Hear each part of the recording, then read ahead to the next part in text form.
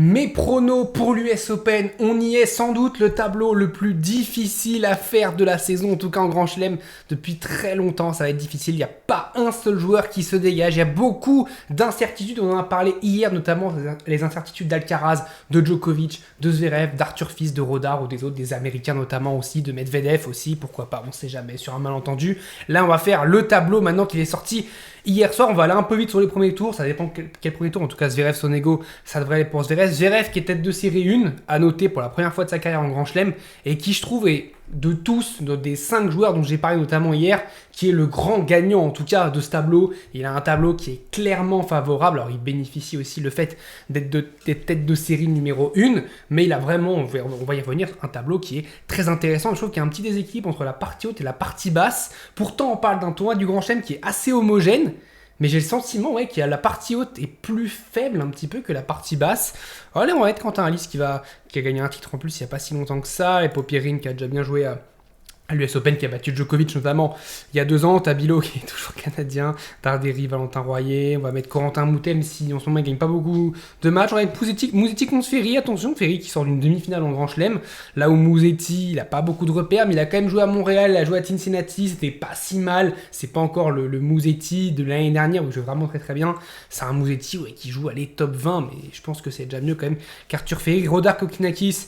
Bon, Kokkinakis c'est quand même le poissard all-time. Alors ça veut pas que je mette Rodar, mais en tout cas Kokkinakis c'est le poissard en Grand Chelem, donc ça devrait aller pour Rodar. On va mettre du Maralin, on va mettre Makelseng, on va mettre Svajda, on va mettre Casper Ruud qui bat Juan Manuel Cerundolo. Casper Ruud aussi qui n'a pas beaucoup de matchs en ce moment, c'est très très compliqué pour notre ami Casper. Zizou Bergs, on va mettre De Jong, on va mettre VDZ, De Minaur, pareil, compliqué un peu De Minaur en ce moment. Félix qui a gros à jouer, demi-finaliste en titre, Félix Auger-Aliassime. Kachanov qui n'est même pas tête de série, ça aussi c'est quand même à signaler, c'est un fait marquant parce qu'il est quand même très souvent tête de série, même s'il est souvent entre la 15 et la 30e place en termes de tête de série. Il est toujours dans la partie basse des têtes de série, mais il est toujours tête de série. Et là, c'est quand même un petit événement que Kachanov soit pas tête de série. On va mettre Bonzi, il joue bien en plus en ce moment. On va mettre Bouzé, Mensik, Mpetshi Pekar qualifié. On va mettre le qualifié. Valero, mon fils, j'espère que mon fils va le battre parce que vu ce qu'il a dit, ses propos sur l'arbitre face à Moïse Kwame, je sais toujours pas c'est toujours pas digéré. Donc Gaël, mon fils, va battre Valero. Il va s'offrir un petit dernier match en night session contre Larner Tien, ça peut être sympa. Fritz, Bellucci, allez, on va mettre, je trouve qu'il peut être un joueur par moment. Cerundolo, Blocks. Allez, on va mettre qualifié 11, qualifié 10. On va mettre Koboli, Medvedev. Très compliqué. Si Medvedev joue Dimitrov au premier tour, attention. Si Dimitrov il sort des qualifs, attention à Daniil Medvedev qui peut déjà retourner à la maison. Medvedev qui, la question surtout c'est est-ce qu'il peut aller passer la première semaine, parce que c'est très très inquiétant en ce moment. Met Atman qui a passé son premier tour de sa carrière en Grand Chelem. Vachereau Kovacevic, c'est pas facile. Vachereau qui, depuis sa blessure à Roland Garros, c'est moins bien. Après c'est logique qu'il s'est blessé, mais c'est un petit peu moins bien. Donc voilà, pour l'instant on va quand même avancer un petit peu sur ses premiers tours parce que c'est pas le plus intéressant. Sijic Rublev, très gros premier tour. Très très gros premier tour. Ça, c'est un des premiers tours, en tout cas, à cocher sur cette US Open. Ça peut être intéressant que Sijic, qui est toujours présent, toujours là. Et puis Rublev, Sijic vainqueur en 2014 de l'US Open. Et puis Rublev qui navigue entre, pareil, lui, la 15e et la 30e place en ce moment. Il perd un petit peu à chaque fois, à chaque année. Il perd un petit peu de place. Mais il est toujours là. Il essaie toujours de se frayer un chemin et il essaie toujours de gagner sa chance. Wawrinka qui n'avait pas la wildcard, qui au final l'a eu avec la blessure et le forfait de Gibson. Donc c'est un petit peu, c'était un crime de lèse-majesté qui a été un petit peu sauvé en reprenant Wawrinka. Même premier tour qu'à Wimbledon où ça avait été super, ça avait fait 6-7, 7-6, 7-6, 7-6. Je crois que Berrettini avait sauvé 9 balles de 7 dans le deuxième set, c'était complètement fou, ils avaient fait un tie-break de dingue. Ça avait fait 19-17, un truc comme ça. C'était un match de dingue. Je vais mettre Berrettini quand même. Et puis Djokovic Navone. Un Djokovic Wawrinka, ça me fait vraiment plaisir, mais j'ai du mal à voir Wawrinka battre Berrettini. Un Djoko Berrettini aussi, c'est quand même une affiche de finale de Grand Chelem. Wawrinka Djokovic aussi évidemment, mais en tout cas, il y a de grandes chances si Djokovic bat Navone. on aura une affiche de finale de Grand Chelem dès le deuxième tour. Shelton Grigsport. Shelton, beaucoup ont parlé de Fils qui avait un tableau difficile. Celui de Shelton aussi, on va y revenir, il est quand même pas facile du tout. Parce qu'il peut y avoir Hubert Hurkacz au deuxième tour. Ce n'est pas simple du tout. Kekmanovic, Shapovalov, on va aller sur Kekmanovic. Van Haché face à Norrie, je vais aller sur Cameron Norrie. On va aller sur Ilieshka, même si Pablo Carreño Busta, il joue quand même bien Grand Chelem, même s'il perd face à Rodar 2 fois, à Wimbledon et à Roland Garros. Mais à chaque fois, il est devant, à chaque fois, il a mené. Il perd à chaque fois en 5-7. Donc il a bien joué notamment à Roland Garros où il perd en 8ème de finale. On va mettre Marat, même s'il peut faire abandon à tout moment. Kennedy Tsitsipas fils. Ouais, franchement, alors Tsitsipas qui reprend Patrick Mouratoglou, qui part avec son père. J'ai l'impression d'avoir déjà vu cette phrase-là l'année dernière, il y a 2 ans, il y a 3 ans. C'est j'arrête avec mon père, je prends Mouratoglou. Au final, ça passe pas avec Mouratoglou, je reprends mon père. Ça va être, chaque fois, c'est ça, c'est un cercle vicieux chez Tsitsipas. Alors oui, Tsitsipas joue un tout petit peu mieux qu'il y a quelques temps. Mais Arthur Fils est trop solide. Je vois le service d'Arthur Fils sur le revers de Tsitsipas. Je vois le revers d'Arthur Fils sur le revers de Tsitsipas. Mais j'ai peur pour Tsitsipas. Tout petit Fils mène 5-0 head-to-head ou 4-0. Fils, il a jamais aussi bien joué, j'ai l'impression. Là où Tsitsipas, on peut dire quasiment qu'il a jamais aussi mal joué, même si c'est un tout petit peu mieux. Mais globalement, quand on prend les dynamiques de carrière, on a Fils qui est en pleine ascension et Tsitsipas qui, quoi qu'on dise, est un petit peu en dégringolade, même si ça stagne un petit peu, mais ça stagne vers le bas. C'est pas bon, Tsitsipas, c'est clairement pas bon. Aujourd'hui, ça devrait être un joueur qui devrait être top 10, voire top 5. Si on avait imaginé, il y a 5-6 ans, à l'époque du Covid, Stefanos Tsitsipas, pas tête de série. Alors, à 27 ans, 27, 28 ans, je pense que personne ne l'aurait imaginé. Hors blessure, il n'y a pas eu de blessure en fait chez Tsitsipas. Ça a été une dégringolade logique. Ça a été en termes de niveau de jeu. Bublik, Gigi Wolf, Bublik qui aussi a un quart de finale, un 8ème de finale à défendre face à Yannick Sinner l'an dernier. On va mettre Manarino parce que Manarino peut nous refaire une petite dinguerie. Si Tirante a bien joué, il bat Djokovic à Cincinnati. Il bat aussi Mensik, qui fait quart de finale contre Arthur Fils. Mais Manarino Prime. Prismic, on va mettre Prismic, Tommy Paul, on va mettre Arnaldi, on va mettre, allez, j'ai envie de mettre vous, on va mettre Faria contre Brooksby, Faria qui a battu notamment Shelton à Cincinnati. Puis Safiolin Alcaraz, match intéressant aussi, forcément que c'est un des matchs aussi à cocher parce que c'est le retour d'Alcaraz, premier match en simple depuis bien longtemps, depuis Barcelone. Roman Safiolin qui fait 8ème à Wimbledon, qui était injouable contre Fonseca au 3ème tour, qui a très bien joué aussi contre Djokovic en 8ème de finale et qui, on sait, par moment peut te sortir un match de dingue comme il peut te sortir un match pourri. Donc c'est un premier tour pas forcément évident, ça dépendra de quel Safiolin Alcaraz aura en face de lui. Mais c'est un premier tour pas évident, je vais quand même mettre Alcaraz. Ce serait une folie que Safiolin, dès le premier tour, sorte Alcaraz. Ce serait quelque chose de complètement fou. Zverev Alice. Allez, emballer c'est pesé. Il y a eu 4-7 à Roland Garros, ça peut peut-être aller sur un petit set, ça peut tourner pour Quentin Alice. Sinon, ça fait Zverev. Popirine Tabilo, on va aller sur Popirine. Darderi Valentin Royer, je vais aller sur Darderi quand même. Moutet Musetti, je vais aller sur Lorenzo Musetti. Moutet en ce moment. C'est pas bon du tout, ça joue pas très bien, ça a un petit peu chuté au classement, d'ailleurs il est peut-être de série aussi, c'est dommage. Rodar Zeng, on va mettre sur Rodar. Svajda Ruud, on va aller sur Svajda qui va battre Casper Ruud va passer un tour et puis s'en va. Zizou Bergs, Dominor va battre VDZ, même si attention, Ojalesny va battre Kachanov, même si gros attention. Bonzi va passer au 3ème tour, petite surprise, Benjamin Bonzi qui va passer au 3ème tour, Jakub Mensik va battre le qualifié, Lerner Tien va battre Gaël Monfils. Je pense que mon fils va un petit peu flancher physiquement, peut-être nous offrir un beau match, perdre en 4-7, terminer sur un match en 4-7 à l'US Open contre Lerner Tien. Je pense que c'est une belle fin pour mon fils sur cette US Open. Fritz Bellucci, on va aller sur Taylor Fritz, on va aller sur Cerundolo qui va battre, je trouve, on va aller sur Blocks. Koboi aussi qui fait partie potentiellement des outsiders, quand même, tête de série 5, c'est pas négligeable, et il fait partie des outsiders. Medvedev Collignon.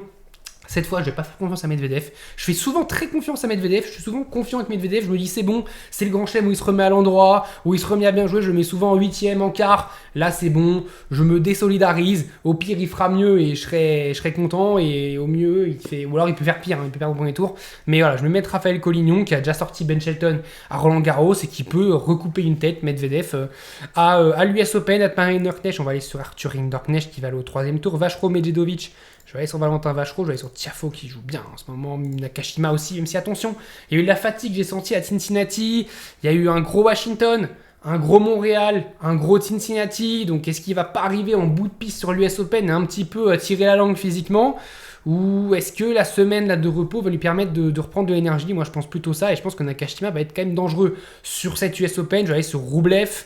Etcheverry, Landaluce, je vais aller sur Landaluce. Berrettini, Djokovic, j'ai quand même allé sur Novak. Je me dis que Berrettini, ça peut être un gros match contre Stan. Et Berrettini, même si Djokovic en qualité de retour, c'est un petit peu diminué par rapport au Djokovic au top de sa forme, mais il peut quand même sur la qualité en revers notamment faire douter Berrettini, faire craquer Berrettini sur la diagonale revers. Et je pense même qu'il peut bouger Berrettini, des petites variations, des petites balles courtes, des petits chips, des choses que Berrettini n'aime pas, lui qui aime bien quand il y a de la cadence et tout, même s'il peut être relou avec son chip de revers.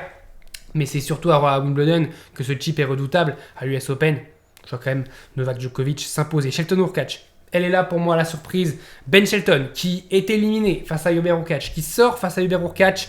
On l'attend Ben Shelton cette US Open à domicile. Déception. Comme à Wimbledon, comme à Roland Garros, Ben Shelton ne va pas passer la première semaine, ne va même pas passer le deuxième tour. C'est une immense surprise, mais Hubert Hurkacz. Gros coup de cousin Hubert, le Polonais qui va battre Ben Shelton. Kekmanovic sur Cameron Norrie, Lejka Marat sur Lejka. Match de Tchèque, match de joueurs fragiles, match de joueurs. On ne sait pas trop ce qui peut se passer, ils peuvent être très bons comme très mauvais. Mais Lejka en ce moment c'est quand même pas mal. Kennedy Fils, on va aller sur Arthur Fils. Bublik Manarino, on va aller sur Bublik. Prismic Paul, on va aller sur Tommy Paul. On va aller sur Arnaldi et on va aller sur Alcaraz. Il y a pas de Faria. Pas évident aussi ce match-là. Mine de rien, j'ai l'impression que les premiers tours, c'est peut-être les matchs les plus difficiles pour Carlos Alcaraz. Safioline, parce qu'on ne sait pas trop, on lance la pièce, on ne sait pas quelle Safioline on va avoir. Et Faria, qui, même s'il y a quand même des lacunes, mais quand même joue bien, était un très bon joueur. Zverev va battre Popirine.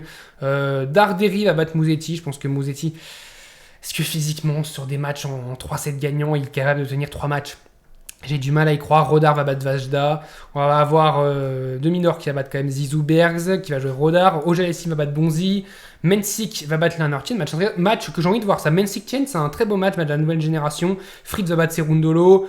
Koboli va battre Blocks et va se retrouver face à Taylor Fritz. Collignon, Rinderknecht, on va aller sur Arthur. Allez, il va nous claquer un petit 8ème. Arthur Rinderknecht. Vachereau Tiafoe, on va aller sur Frances Tiafoe, qui pour moi vraiment joue très bien, a de grosses références sur ce qu'il fait en ce moment. Il est d'ailleurs top 8 à la race, Frances Tiafoe cette saison. Donc il n'y a pas eu que ce Cincinnati. Globalement, c'est plutôt pas mal ce qu'il fait. Il a gagné à l'E aussi sur gazon. Donc depuis, je trouve la tournée sur gazon, c'est du bon Tiafoe. Depuis ce match face à Arnaldi complètement fou en 8ème de Roland Garros, c'est du très très bon Tiafoe. Nakashima Rublev, je vais aller sur Nakashima qui me rassure. Landaluce Djokovic, ce serait fou que Landaluce nous fasse une Fonseca et sorte Novak Djokovic au 3ème tour. Je vais aller quand même sur Novak Djokovic, mais c'est pas évident. Le parcours de Djokovic, quand je vois celui de Zverev à la place, il est pas évident du tout. Un Avoné, ça peut être relou à jouer parce qu'il fait, voilà, il va tenir la balle. Berrettini, bah évidemment c'est Berrettini. Et Landaluce, elle peut être aussi relou à jouer. Hurkacz Norrie, je vais aller sur Hubert Hurkacz qui fait continuer son parcours. Lejka Fils, les Fils, il a quand même à part ce match à Miami contre les HK, c'est positif ce qu'il nous fait Fils face à les HK, il est toujours positif. Allez, il va battre les HK. En 4-7, il lâche un 7, mais il passe. Et je pense qu'il aura perdu maximum 2 sets pour passer en 8ème de finale. Et ce sera déjà très très bien. Bublik, Tommy Paul, je vais aller sur Tommy Paul. Ça a été un match, c'était l'année dernière. En tout cas, ils sont joués il n'y a pas si longtemps que ça. Bublik, Tommy Paul, j'ai souvenir de ce match-là, où ils sont joués il n'y a pas si longtemps que ça, et ça avait été un super match. Arnaldi Alcaraz, je vais aller sur Carlitos Alcaraz, qui a rejoué Tommy Paul. Ça fait penser à la dérouillée qu'il a mis à Roland Garros en 2025. Zverev Darderi. Bon, Alexander Zverev, il sans trop de surprises. Rodar de Minaur. Non, Rodar, il l'avait matraqué, c'était à Madrid. Il va lui refaire la même. Auger-Aliassime Mensik. Je vais aller sur Jakub Mensik, qui va sortir Félix Auger-Aliassime. Jakub Mensik, qui peut nous refaire un parcours comme à Roland Garros. Je rappelle qu'à Roland, il fait quand même demi-finale. Il peut nous refaire un parcours comme à Roland. Fritz Koboli. Koboli va sortir Taylor Fritz. Et se retrouver, là on est en quart, on va se retrouver en quart de finale. Flavio Koboli. Rinderknecht, Tiafoe va aller en quart de finale. Il a quand même un tableau, je trouve, favorable pour aller en quart de finale. Il pourra jouer Medvedev potentiellement en 8ème, même si c'est Medvedev qui se retrouve en 8ème de finale. Tiafoe, il peut gagner ce match contre Medvedev. Je trouve qu'il a vraiment un tableau favorable, en tout cas, pour se retrouver en quart de finale. Djokovic, Nakashima. Nakashima, joueur en confiance, qui joue très bien, mais qui était en bout de course. Et c'est peut-être la chance de Djokovic de retrouver un Nakashima en bout de course. Peut-être qu'il va faire un gros match contre Rublev, un match en 5-7. Et Djokovic va s'en sortir face à Brandon Nakashima. Hubert Hurkacz, Arthur Fils. Match pas évident, parce que Hurkacz aura battu Norrie, aura battu Shelton, aura battu Dzumur aussi, mais Arthur Fils va passer et se retrouver en quart de finale. Pour moi, l'objectif sera atteint. Dans mon esprit, Arthur Fils, s'il ne fait pas quart de finale, c'est une déception. Même contre Shelton, je me dis qu'il y a quelque chose à faire. Puis la qualité de retour de Shelton, que je trouve qu'il peut imposer quand même un rythme à Shelton compliqué, il peut lui imposer un défi physique, et même s'il joue Shelton, Je vois quand même Fils passer. Tommy Paul Alcaraz, Carlos Alcaraz va passer. On passe au quart de finale. Zverev, Rodar. Comme à Roland Garros. À Roland Garros, ça avait fait 3-7, même si Rodar avait servi pour le 7. Est-ce que Rodar peut aller chercher Zverev? Non, je pense pas. Je pense qu'il va lui prendre un 7 cette fois-ci. Mais je pense que Zverev va passer fort de ses premiers tours, tranquille. Peut-être qu'il va même pas perdre un 7 pour arriver en quart de finale. Et peut-être que Rodar a peut-être un peu dépensé d'énergie. On l'a déjà vu en Grand Chelem dépenser un peu d'énergie sur les premiers tours. C'est ce qui peut peut-être se passer. Se retrouver un peu fatigué en quart face à Zverev. Et un Zverev qui se retrouve tranquille, le chat, en demi-finale sans trop forcer. Mensik face à Koboli. Match affiche inédite en quart de finale. Koboli qui peut nous refaire encore un troisième quart consécutif en Grand Chelem. Et Mensik peut nous refaire une demi. Et bah je vais mettre Koboli. Koboli qui va se retrouver en demi-finale de l'US Open. Première petite surprise, même si on parle quand même d'un finaliste en Grand Chelem. Mais première petite surprise, on aura la finale de Roland Garros en demi-finale de l'US Open. Et quand je vois cette partie basse du haut de tableau, donc le deuxième quart de tableau, je vois du Auger-Aliassime, du Mensik, du Fritz, du Koboli. Koboli en demi, ouais, je trouve pas ça délirant en fait, mais Mensik non plus, même Tien, pourquoi pas, peut se retrouver là, Fritz aussi, il y a beaucoup de joueurs qui peuvent se retrouver en demi-finale, il y a vraiment de la place sur cette grosse partie de tableau là. D'Auger-Aliassime à Koboli, ouais, c'est une grosse partie de tableau où on peut retrouver un peu, il y a 5-6 joueurs qui peuvent se dire je peux aller chercher la place en demi-finale. De l'autre côté, Tiafoe Djokovic.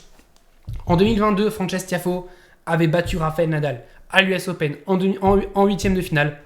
Est-ce que c'est pas le moment pour Frances Tiafoe de ressortir une perf dont il a le secret et se retrouver en demi-finale en battant Novak Djokovic? Et là, c'est ce que je pense. Je pense que Frances Tiafoe, peut-être que pour la première fois, je sous-estime Djokovic sur un grand chelem. D'habitude, je le mets quand même très souvent en demi, voire en finale, mais très souvent en demi-finale.